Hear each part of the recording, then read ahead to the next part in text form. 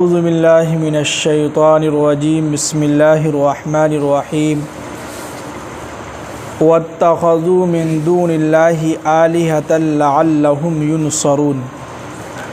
कल पिछले आयत में बात चल रही थी कि अल्लाह ताला फरमा रहे थे कि इस ज़मीन के ऊपर जितने भी जानवर हैं, इन जानवरों से बहुत सारे फ़वाइद हासिल होते हैं, यानी बहुत सारे फ़ायदा हम उठाते हैं जानवरों से। और कुछ जानवर ऐसे हैं जिन पर हम सवारी करते हैं, कुछ जानवर ऐसे हैं जिनको हम खाते हैं, यानी उनका गोश्त खाते हैं, और कुछ जानवर ऐसे हैं जिनका हम दूध पीते हैं। उसके बाद अल्लाह ताला कह रहे हैं कि अफ़ला यशकुरून, क्या फिर भी ये लोग हमारा शुक्रिया अदा नहीं करते हैं जी। अब आगे कह रहे हैं कि वत्तख़ज़ू मिन दूनिल्लाहि आलिहतन, कि ये लोग जो है ऐसे अल्लाह को छोड़कर दूसरे को इस उम्मीद पर जो है खुदा बना रखे हैं। क्या उम्मीद लगाकर कि लअल्लहुम युनसरून, ताकि ये जो है कल हमारी सिफारिश करे क़यामत के दिन मैदान महशर में।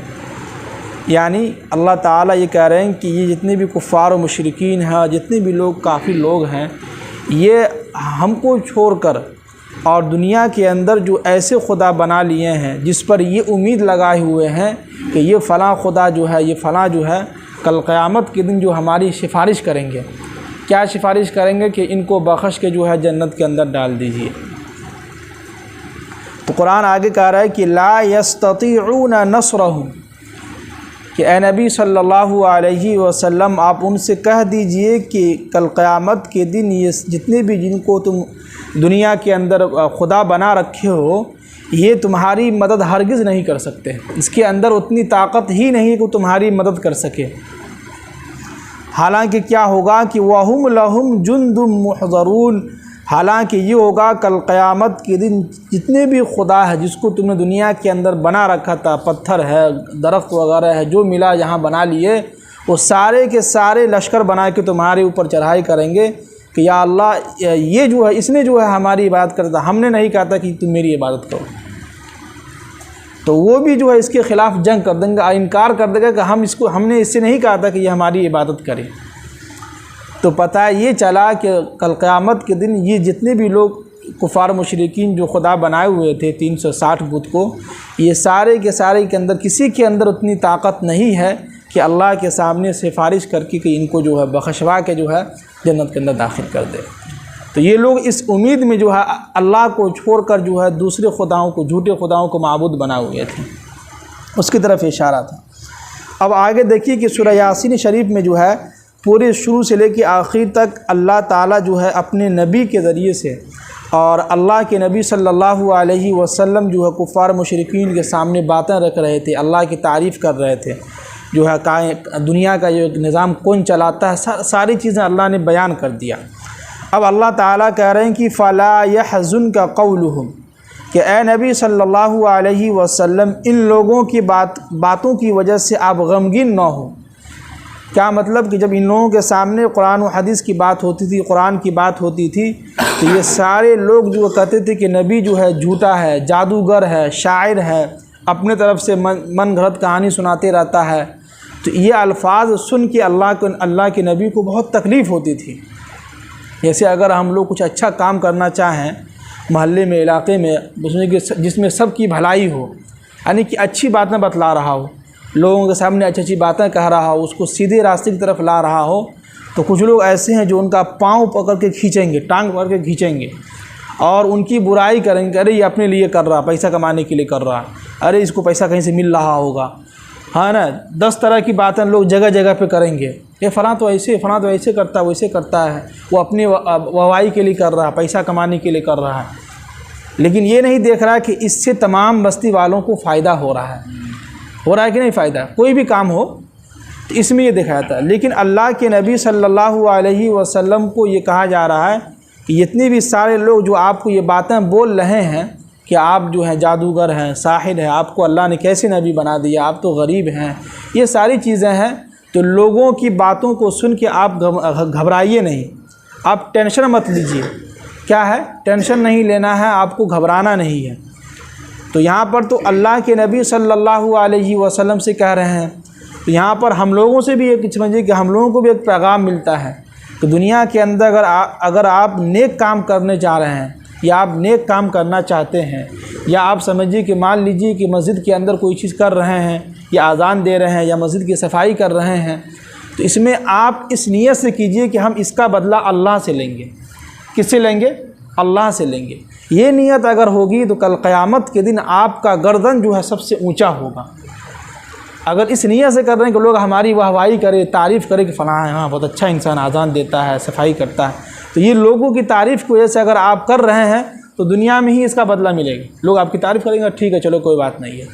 लेकिन अगर यही काम अगर अल्लाह के लिए कर रहे हैं, अल्लाह को खुश करने के लिए कर रहे हैं, कि अल्लाह के नबी की हदीस है कि अगर कोई शख्स मस्जिद के अंदर से एक हल्का सा जो है प्लास्टिक हो या कोई गंदगी हो या पत्ता हो उठा के अगर सफाई करते उसको जेब में रख लेता है, तो समझिए कि उसने जन्नत की सफाई की है। एक पत्ता उठाने की अगर पूरी मस्जिद की अगर आप सफाई करते हैं, झाड़ू लगाते हैं, तो कितना सवाब मिलेगा, है कि नहीं? तो हम लोग भी कोशिश करें। बाकी देखिए कि मस्जिद अल्लाह का घर है, कोई भी लगा सकता है, हम भी लगा सकते हैं, और हम अगर लगाएंगे तो हम अपनी खुशी से लगाएंगे।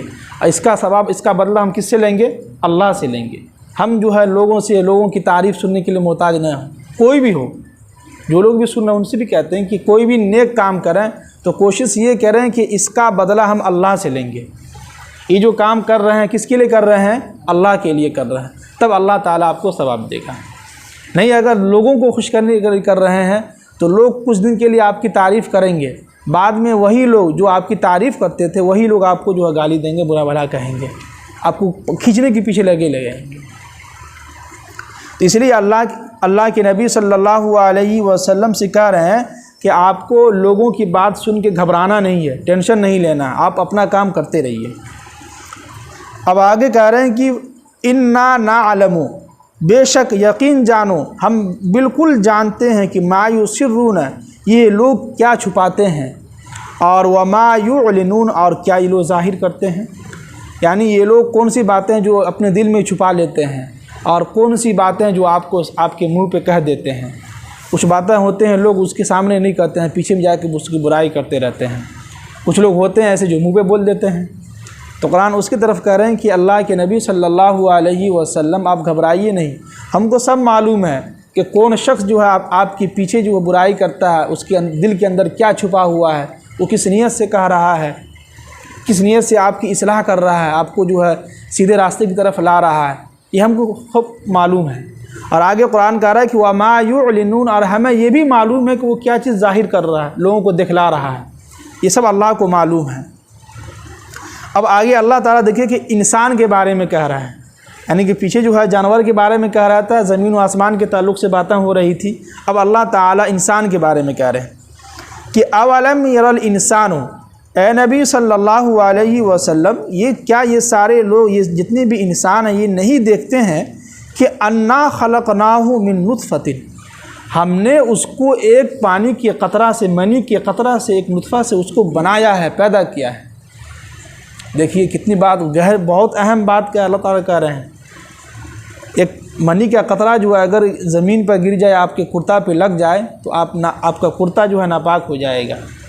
अगर एहतलाम हो जाए रात में सोते वक्त, तो आप नापाक हो जाएंगे, आपको गुस्ल करना होगा। उसी नापाक कतरा से, बिल्कुल गंदा है, उसी से अल्लाह ताला ने एक इंसान को पैदा किया, और हम और आप यहाँ बैठे हुए हैं, उसी मनी के कतरा से बन के यहाँ बैठे हुए हैं। अब बताइए कि उस मनी की कतरा की क्या हैसियत है। अगर कहीं लग जाए तो लोग उससे भागता, घिन आता है, हटाओ बदबू आ रही। लेकिन अल्लाह ने उसी नुतफ़ा से, उसी मनी के कतरा से हम सब लोगों को पैदा किया है। और हम लोग जो है कुछ ज़रा सा कुछ ओहदा मिल गया या कोई इंसान जो है तकब्बुर करने लगता है, जबकि उसी इंसान को अल्लाह ने किस चीज़ से पैदा किया है? एक मनी के कतरा से, नुतफ़ा से। इस पर भी हम लोग गौर करें। अब देखिए कि एक चीज़ यहाँ देखिए कि मनी का कतरा अगर ज़मीन पर गिर जाए, उससे कुछ नहीं होता है, कुछ नहीं बनता है, यानी कि इंसान की शक्ल नहीं इख्तियार करता है। वही मनी का कतरा जो है माँ के पेट में, यानी कि रहम मादर में जब जाता है, तो अल्लाह ताला कैसे जो है इंसान की शक्ल दे देता है। अल्लाह, क्या अल्लाह ने एक अजीब व गरीब अल्लाह ताला ने हम लोगों को बना के वही हम लोग जो है माँ के पेट से निकले हैं, हम लोग यहाँ बैठे हुए हैं आराम से सुकून से, उस पर भी अगर हम अल्लाह के सामने तकब्बुर घमंड करें तो बताइए अल्लाह को कितना गुस्सा आएगा। ये तकब्बुर जो है हम लोगों की सिफ़ात नहीं, ये अल्लाह की सिफ़ात है। इसलिए कि अल्लाह ने सब कुछ बनाया है कि नहीं, सब कुछ तो बनाने वाला तो अल्लाह है, तो अल्लाह को तो तकब्बुर करना चाहिए। अल्लाह के शान के है कि वह तकब्बुर करे। इसीलिए अल्लाह के नबी की हदीस है कि अल किब्रिया व रिदाउन, ये तकब्बुर जो है ये अल्लाह की चादर है, और जो शख्स भी अल्लाह की चादर को खींचेगा यानी तकब्बुर करेगा तो अल्लाह ताला दुनिया के अंदर उसको हमेशा ज़लील करेगा, उसको हमेशा यानी कि हर जगह उसको लोग धुतकारते रहेंगे, हर जगह उसको लोग गाली देते रहेंगे, बुरा भला कहते रहेंगे। वही अगर इंसान आजिज़ी के साथ चलता है, लोगों से मिलजुल के रहता है, मोहब्बत से रहता है, सबसे सलाम कलाम करता है, बातचीत करता रहता है, तो वही लोग जो है, वही इंसान जो है लोगों के दिलों में बसता है। इसी को जो है मौलाना रूमी रहमतुल्लाह अलैह कहते हैं कि 3 चीज़ों की वजह से इंसान दूसरे इंसान के दिल में जगह बनाता है। यानी कि कोई एक इंसान है, उसकी मोहब्बत आपके दिल के अंदर उसी वक्त घुसेगा उसके 3 चीज़ों की वजह से। सबसे पहला ये कि वो सलाम कलाम खूब करता हो, सबको सलाम करता हो, तो वो इंसान सबके दिल में बस जाता है और सबकी नज़र में वो अच्छा रहता है। दूसरा ये कि अच्छे अखलाक, इसकी वजह से इंसान जो है वो सबके दिलों में बसता है, लोग उससे मोहब्बत करता है। बताइए कि सलाम कलाम एक आम सा लफ्ज़ है, अस्सलाम वालेकुम, बोलने में कुछ भी नहीं जा रहा है, लेकिन इस सलाम कलाम की वजह से आप लोगों की दिलों में जगह बना रहे हैं। लोग आपसे खुश हो जाएंगे, लोग आपकी मोहब्बत करेंगे, आपकी इज़्ज़त करेंगे। लेकिन हम लोग क्या है, सलाम को बिल्कुल छोड़ दिए हैं, सलाम ही नहीं करते हैं, जबकि सलाम करना चाहिए। सलाम करने से आपको सवाब मिलेगा और उस सलाम का जवाब देने पर डबल सवाब है। तो हम लोग भी कोशिश करेंगे जो है सलाम को खूब आम करें, यानी कि खूब सलाम करें इंशाअल्लाह।